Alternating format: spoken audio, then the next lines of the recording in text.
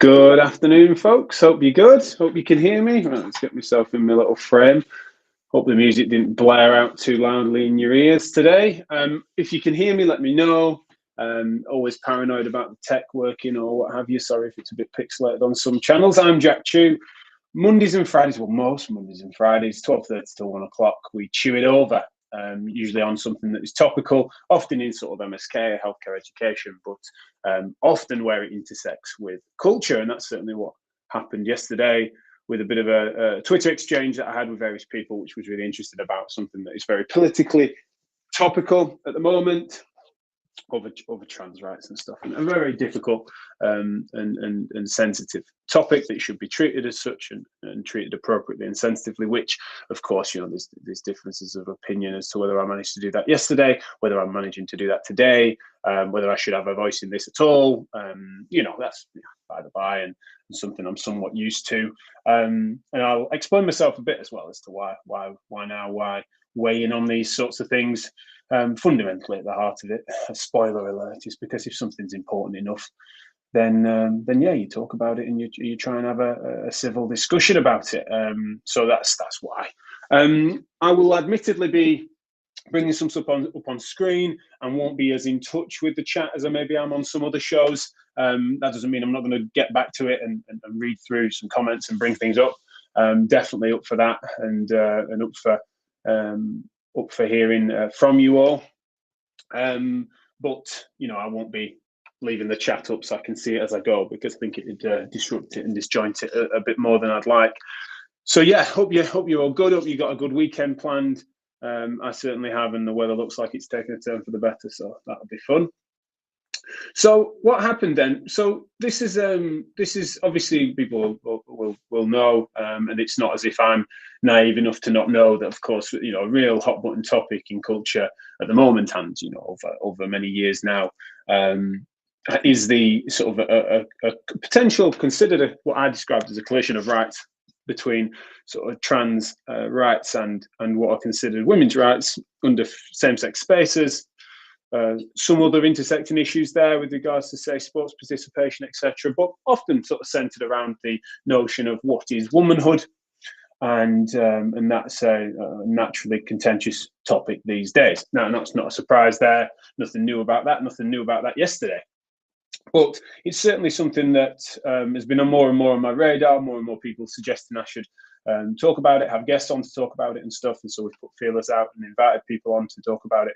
And so, you know, really at the moment, the sort of political timing is such that conversion therapy is certainly on the agenda. There's been legislation that was going through, and then it got revised because there was a conflation to some degree, or they were trying to differentiate between gay conversion therapy and trans conversion therapy, and therefore tried to change that piece of legislation, which meant that then a sort of festival that had been planned then got cancelled because the special interest groups were frustrated by, or probably put it mildly, frustrated by, outraged by the decision, a political one, by the Tories. So that's one thing. There's also the Leah Thomas affair, which is something that a trans woman has performed really well in the NCAA swimming. And so these things, and they're not isolated, of course, incidents, but these things have occurred. And there's also where it really does obviously intersect with my world more obviously, and has done over the years, and when people have been most put pressure on me and others in our space to sort of reflect our views, or what do you think about, is when obviously things like J.K. Rowling and other high-profile people have spoken out against what is seen to be the how to put it, like an ideological position that is taken over mainly this definition of womanhood. So anyway, yesterday I spotted a tweet from Rachel Moses, who you might have known. She's been on, I don't know if she's been on this show, but she's certainly been on various of our shows. Friend of mine from yesteryear. Unfortunately, you know, I say that with, you know, still hopefully could consider her a friend, but you know, it's something that is not just up to me, is it? You know, so this might well be one step too far for me for me to have crossed the line. I don't know, but essentially,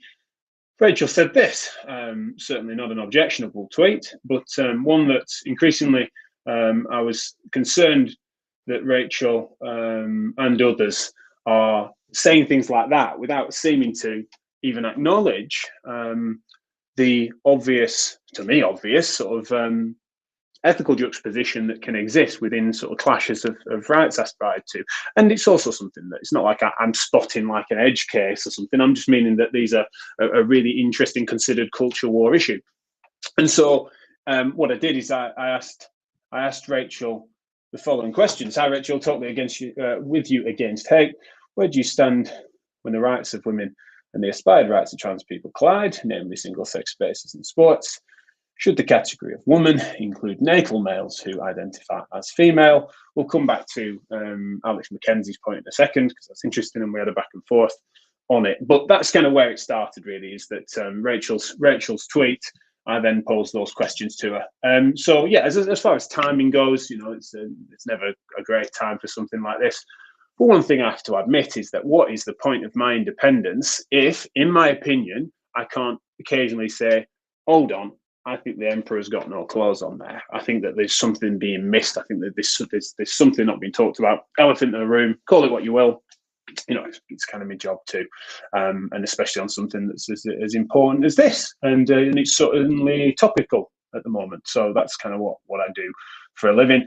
There is then the prime thing that I need to make sure I put in play is that the main thing that we're getting at, and this is the title of this video, is that the category of woman is something that I don't think should be played around with callously, which I feel is being done. And I think that can sometimes be at the heart of things. There is almost a mantra-like sharing of including, and that's what hashtags are good for, isn't it? Sort of mantras and consistency and stuff like that, and good for social movements. But trans women are women is something that, what do we mean by that? And what that's doing for me is to then imply that there is no relevant distinction between trans women and women. So at the center of my argument, really, and why I would say, hold on, let's have a bit of pause for thought, is to say that category, how important is a category that we might then change, right? Because at the heart of it, I suppose one of my areas of interest, arguably expertise, is especially not expertise academically, but like linguistics and understanding language and communication, is that fundamentally what we're saying there is that the category woman, social category woman, and legal category woman in some instances, is something that should be broadened to include trans women, which is a difficult to define term anyway in and of itself, because that can include a whole spectrum of transition people.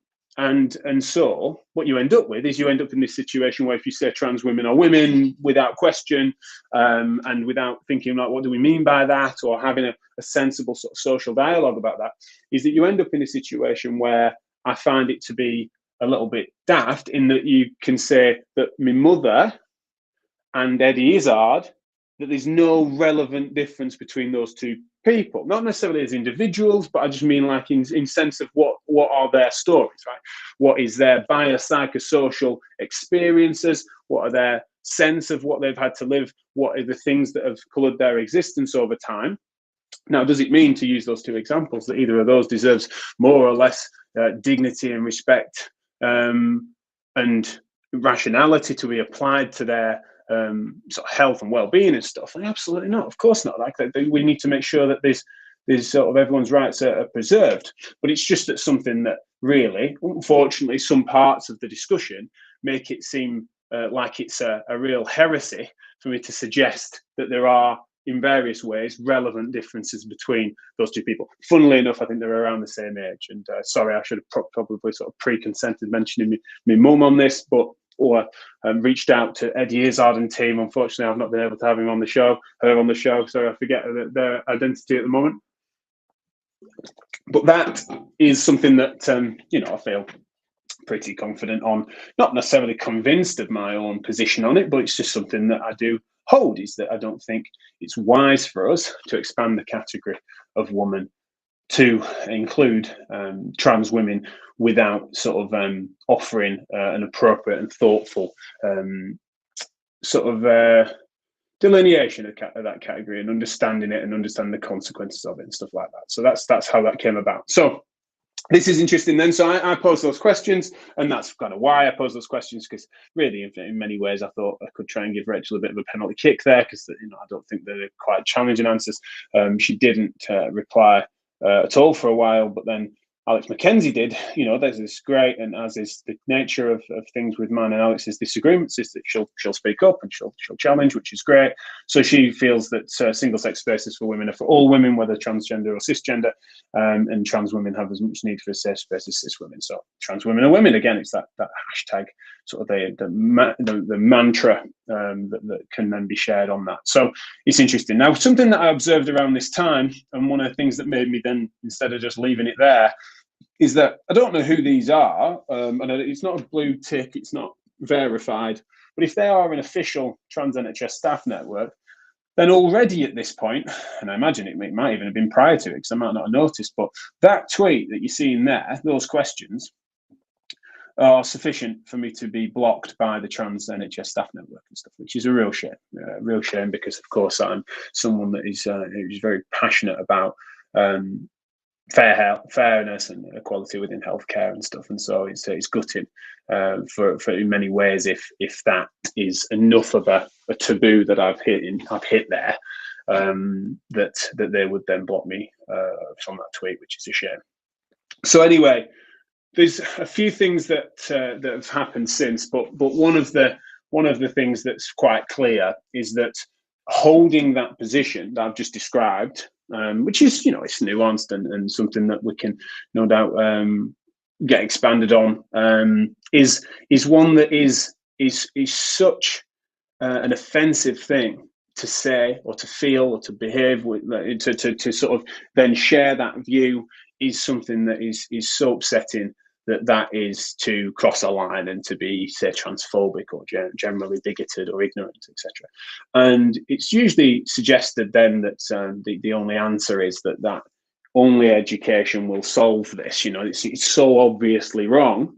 There is no ethical ground in which you can stand to hold that view, that therefore all you can do really is the modern equivalent of burn the witch, right? Call them names and try to then make sure that then discredits their view, and make sure you post the amplify those that are brave enough to stand up against Jack's hateful questions, and so that sort of ends up being the case. So you end up in this really interesting thing where you've got the actual conversation, which really struggles to get off the ground because it's toxic, and then you have this other thing as to what is within the legitimate purview of conversation and who's allowed to say it, which obviously we can come to, because I think it's this one.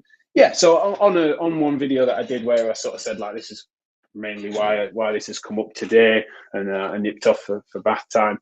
Then Jack Holroyd explained, it's not this tweet actually. Sorry, I've missed a tweet that I could have put up there where he said, isn't it interesting that blokes want to talk out to women about what is womanhood? Why not just believe them? Which is interesting. Obviously, I've heard that argument plenty. It's the sort of stay in your lane argument. But this is an interesting one, and a fairly spicy one at that, where fundamentally sort of implying me, whether purposefully or accidentally, on the pro-child torture side of the argument, which is a bold one, but I enjoyed that from Jack. I also, know that the pace came off the ball a little bit, interestingly, from a position where he was sort of his initial challenge was, who are you to talk about this? Get out the conversation, whatever, cis, straight white man or whatever, the usual. Eventually conversation ensues, and funnily enough, my fellow male there, Jack, has some strong opinions on that he does then end up having a back and forth with him about.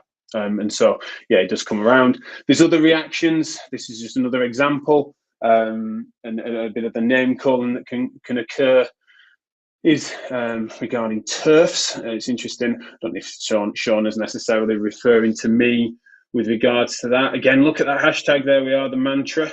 Trans women are women. If you say it enough, then it just becomes true inherently. Like that's the sort of style. It can't be discussed.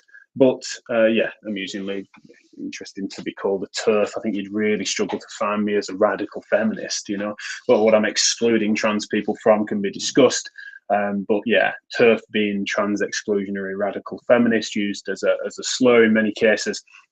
But in this instance, you know, it's a shame because, again, language being used clumsily, really, in that, of course, whether or not, you know, what part of the conversation or what part of society you feel that I would want to exclude trans people from is certainly something we can discuss. Like, would I exclude trans people, for example, en masse without a well-defined category from the category of woman? Yes, I've made that clear. Would I from single-sex sort of changing spaces for that reason, or women in shelters, that sort of thing? Yes. Would I exclude trans women from sport? Yes, in the main. You know, there's of course some interesting nuances there in edge cases, especially when it comes to things like intersex. But you know, that's generally my view, and one that's whilst, you know, not for a second am I convinced that that's right. I'm fairly confident and reviewed the evidence and fairly well read on it. But what I'm getting at is that that's a fairly well held view, and there's plenty of firm ethical ground, even if we're wrong. You know, it's not so outrageous for me to say that it can't be discussed at all, or that in the context of us being healthcare professionals, then that's something that, yeah, is unfortunately silly, because at the heart of it is often this interesting conflation between sex and gender, whereby when it's convenient, those things are conflated as if they are synonymous, and then there's other times where those are quite obviously divorced, depending on what people are trying to achieve with it. And so for me, it's something that we need to just be more mature about having that conversation as a society. Now, that's where it becomes like, who are you to talk about this, right? So when I say as a society, I really do think that we need to make sure that then all voices are heard in the spirit, not just of free speech, but also of the fact that then if we truly believe in the fact that our lived experiences do colour our judgments and do influence us, then it means that we all participate in a society. So there's going to be, yes, absolutely, sort of time for listening and time for being educated by those that are closer to the issue than you are. And that's certainly the case here, whereby a core argument of say, Jack and others is that fundamentally it's for me to shut up and listen to trans people and their experiences. And certainly these times where I've done plenty of that, I've certainly read plenty of that. I think unfortunately though, that then means that if I don't come to the same opinion, you know, if in sight of all those arguments, I don't then agree with you, then that's something that then you know still stay shut up. You know, there's no amount of listening is sufficient, and of course that's a shame, because like in anything else that we visit on this show and elsewhere, that just doesn't cut it for me. Now, one of the things that's occurred, and I don't have the tweet unfortunately, I thought I had it, but yeah, I've not pulled that one, is that Rachel Moses then latterly in the day, she posted a quote. She quote tweeted me off the back of it and sort of called me transphobic, and that it's sort of cis het normative privilege or whatever. I think the race came up in that as well, as usual. And in doing so, you know, it's one of those things that's a real shame, because she's someone that is obviously a very capable, intelligent woman who I know loves a good discussion, debate. That's on this issue, you know, it's just on the pale. You know, it's quite clearly hateful. And so there's a couple of things that could be there. One, let's get this out of the way. She could be right. You know, it could be that she's peering into my soul, or even I don't realise it. But you know, it's just, you know, I'm just motivated by a deep hate and bigotry. I doubt it. You know, I feel fairly comfortable that that's not the case, but you know, she could be right there. The other thing is that it could be that she's just not getting any substance to her argument. She's ended up backed herself into an ideological corner that is really difficult, because you have, you know, that's one of the things that's kind of been awkward about my questions really, is that, you know, it's a really straightforward position to stand on, is to just simply sort of project platitudes and to not necessarily have much underneath them that understand some of the ethical trade-offs that people are challenging. And so one of the easiest ways to not engage that is to just dismiss and cross your fingers that that's enough and that the witch can be burnt, and then we can all go about our business. So that's a shame. But one of the things that occurs then is that she mentions that when, say, trans people would say to me, you know, that is, you know, bang out of order and very upsetting, and that essentially here's 101 ways in which you're wrong, that's where fundamentally, it's that is what makes it factual that I've been bigoted. It's that if to be called transphobic by a trans person, then that is all you need to know.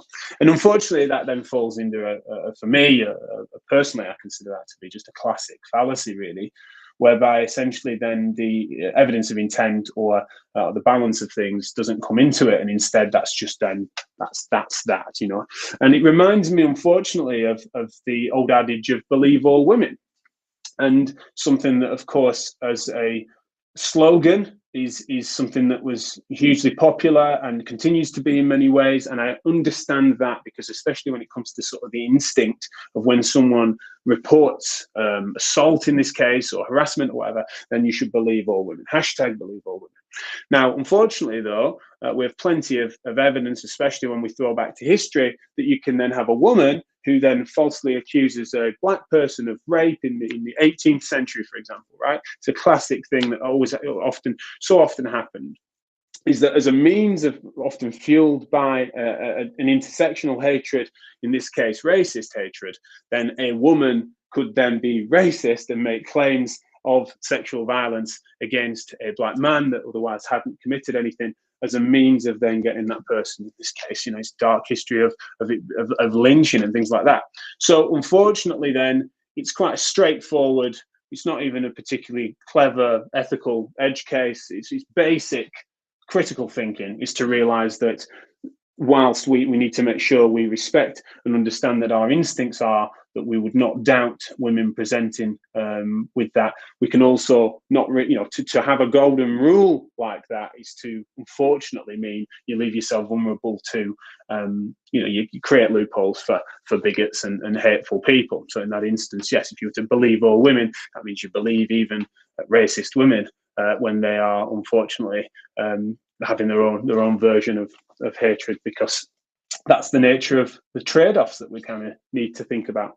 We need to think about, unfortunately, that these things are often more complicated than we'd like them to be. It's kind of frustrating sometimes. It's pleasant to indulge ideology or to feel that then there's sort of a Disneyfied version of the world. For those of you that have had the misfortune of being in my lectures before, you might have seen me have put a slide up with like Disney villains versus Disney heroes. It's like the world is cut so cleanly between sort of the forces for good and the forces for evil and stuff, and it's very tempting.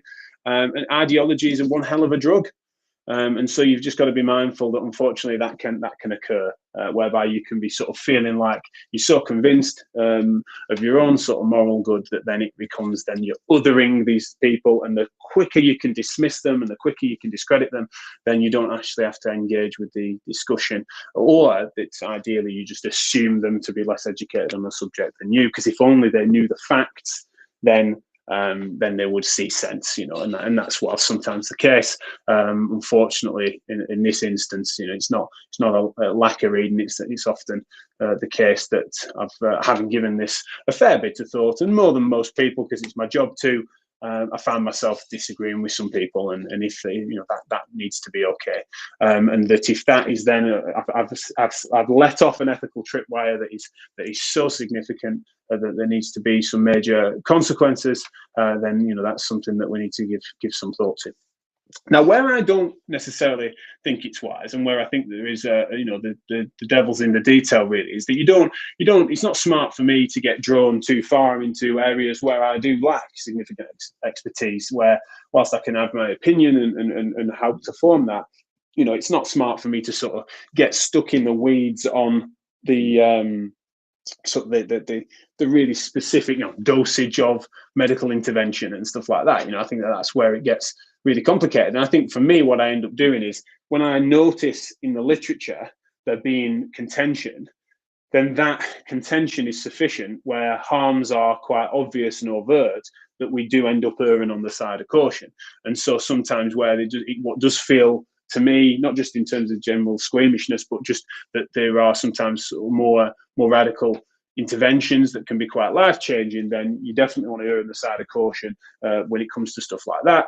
And that's what informs my opinion, not necessarily that I then end up really knowing the details of pharmacological interventions and the oohs and ahs of those things do and don't do to people. So, you know, I do make sure that I sort of stay clear from that, and because I've got many other things that I do, and it's not an area of major special interest of mine or expertise. But generally speaking, as sort of a, what do you say, cultural commentator, what have you, or gobshite on the internet, then it's something that realistically, you know, I have an opinion over mainly this category error as I see it between trans women and women, and that is relevant, especially in healthcare. You know, I think that's something that we need to be mindful of. I don't think it's something that it's sort of tempting to think that it's all for the good, and that to talk always about gender inclusive language for things like that, or to imply that then the fluidity that can exist, that means that we all declare us pronouns and stuff like that. I think, you know, to consider that to be all for the good, I think is quite naive.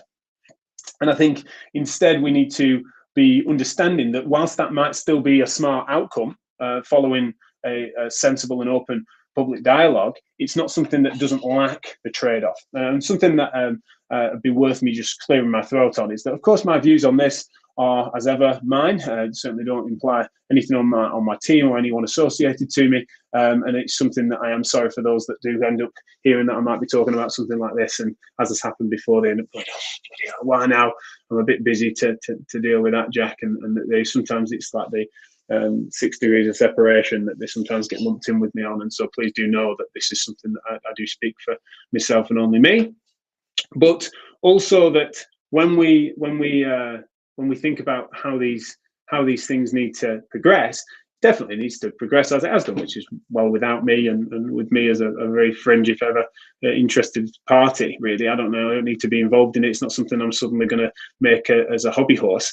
But it would be disrespectful for me to talk or comment or be invited to sort of muse on some of these interesting trade-offs on everything else apart from this. You know, it would be discriminatory of me to leave this out of my mouth, you know, because so that's something to think about. Also, it's the state of the natural state of to be an empathetic person, especially in the healthcare game, that you don't necessarily to have lived the experience of what the people that are at the heart of the thing you're talking about in order to care about it or in order to have a view on it. You need to bear that in mind. You know, it's absolutely mad if you were to think about the difficulties that come from living with cancer or being homeless or anything that is of ethical interest in this world. It'd be bizarre if you then didn't understand and respect the experiences as lived by the people that most suffer from either of those things or any of the other 100 things I could mention. But then similarly, it would be crazy to think that only those that have experienced homelessness or that have had cancer could then be sufficient to help people through it or to contribute their opinion in society. And I think it's just unfortunately, I know a worldview that many hold now is like a really narrow sort of stay in your lane type thing. But yes, it's just something that for those that are new around here, please know that that's just, doesn't wash with me. Thought about it plenty and find it wanting really as an argument.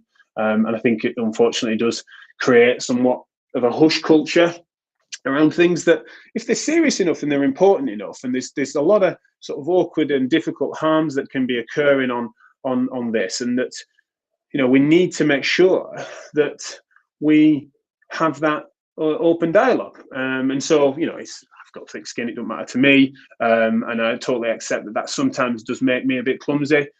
People have said that before, is that because my skin's thick, I therefore don't recognise when others are thinner, or their experiences, it makes this conversation pretty raw, or makes for a very triggering experience. But I think unfortunately the conflation can occur where fundamentally at the heart of it, if you just disagree with me, then that still needs to be done, regardless of what you feel about it, and how difficult and sensitive it is. Because if it's important enough, we need to discuss it. And I remember well about something I was pretty passionate about at the time, is that when in the pursuit of gay equality, particularly and namely marriage, then there were many trade-offs that needed to, people were offended and continue to be offended by gay marriage or sensitive about that. And that the feelings of, namely religious minorities, were then superseded by the rights of gay people to marry and be married under the law, as would be straight people and stuff. And so you've always got these challenging ethical trade-offs, and then as a society we don't ignore the fact that there are that the offence that exists. We instead sort of maturely decide as to what is the right route forward. So I don't want to be making the mistake of us ignoring some of the interesting ethical discussion that needs to be had, including especially as healthcare professionals, where a full suite of biopsychosocial experiences and all the intersecting things that can vary it, that would affect things there. We just need to not be, that would be really naive if we were to overindulge the sort of sociological aspects of what it might be in terms of performance and gender, or we were to become really biologically deterministic about this and sort of really blinkered about what that looks like. If we don't recognize that whole suite of experience, then we're going to be really ignorant, and it's not going to do the health and well-being, especially of trans people, any good whatsoever. And so absolutely, for anyone that does sometimes grab hold of these issues and then run with them as a means of trying to then disable and overtly harm trans people. Similarly, when people get hold of it and then want to try and, because they wish it to be true, then it means that the relevant differences between, say, in this instance, women and some trans women is quite significant in terms of biological interventions that would be required for health problems, namely their experiences in menopause or something like that, just to name one. Okay, so anyway, thanks a lot. I just thought I'd clear that up. Those are my views and opinions on this. Obviously, open invitation if people want to discuss it. I imagine that people want me to just shut up about it, and that's fine as well, because it's something that I have no intention to grab hold of this necessarily. But that's there. Thought it'd be useful just to clarify that, because Twitter's rubbish for that, isn't it? There's a lot of brevity and stuff implied by it, and likes and shares and stuff just ends up being a bit petty. So I thought I'd just clear that up. Obviously, open if it is something that people want to, then people could come on and challenge me about it or discuss it or what have you. I'm all for that, definitely. But similarly, or not is fine as well. So yeah, thanks a lot for those that have sent various different messages publicly and privately. It's something that we need to make sure we're considerate and thoughtful. If something is important enough, we should find a way to talk about it, even when it's difficult. And so I do try to sort of lead by example on that. But then with respect and dignity, always at the forefront, and that where Twitter might let me down, then hopefully me explaining my views does help with that, even though, of course, it might not for some people who fundamentally do just sort of disagree with where I've ended up on it. So that's me for now. Thank you very much. I will leave it there, I think, and invite your comments if you want to. Have a lovely weekend. Really appreciate the fact that the weather's sort of taken a turn for the better. Long weekends are coming with Easter coming up and stuff like that. Tomorrow I am on Mark Reed's stag do, which is hilarious as well. So some poor sod is marrying Reedy and taking him off all of our hands, and so that I'm really looking forward to that. So yeah, it'd be worse for wear. I think I'll probably stay off Twitter when under the influence on Saturday night. So if you spot any tweets from me on there, then yeah, someone needs to confiscate my phone. Okay then, see you later. Have a lovely weekend. Cheers, guys.